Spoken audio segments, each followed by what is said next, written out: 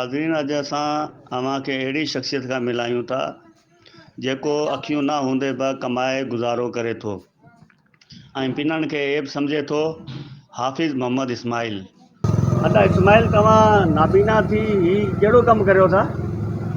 ये टाफियूं विकिणंदा आहियूं। टाफियूं विकिणंदा आहियो? या टाफियूं विकी पंहिंजो गुज़ारो करियो था? या त तव्हीं असल रहाकू किथे जा आहियो? उमरकोट। उमरकोट जा? या केतिरे अरसे खां इहो कमु करो पिया तव्हां टाफियुनि जो? ये घटि में घटि 50 साल खां वरी। त तव्हांजो हिन सां गुज़ारो थी वञे थो? शुक्र आहे अल्हम्दुलिल्लाह, अल्लाह रोज़ी ॾे थो। 50 साल थी विया तव्हांखे? हा हा। किथे तव्हीं विकिणंदा आहियो टाफियूं?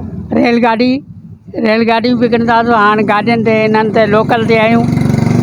अच्छा, त ॿुधो आहे तव्हांखे कंहिं मतिलबु कुझु ॾींहं अॻु में तव्हांखे कंहिं अॻुवा बि कयो हो? हा, वो तो आगे ही केरु हुआ? पुरानी भाई, इहा ख़बर कान्हे का। अच्छा, छा तव्हां किथे खणी विया? ई जुमड़ा जे ढाके में जेते। पोइ तव्हांखां कुझु पैसा वैसा खसिया? घणा हुआ, छा हुआ? पैसा वरी जेको आहे खसिया हुआ। घणा हुआ पैसा? घणा ये हुआ? 500-600 रुपया हुआ, पर पोइ उहो बि वठी विया? न वठी कोन विया, ॾेई छॾियऊं अच्छा, पहिरीं वापसि। पहिरीं फुरियऊं ऐं पोइ ॾेई विया वापसि। अच्छा, तव्हां हाणे जेको आहे जेके अखियूं हूंदे बि पिननि था ऐं हुननि जे बारे में तव्हां छा चवंदव?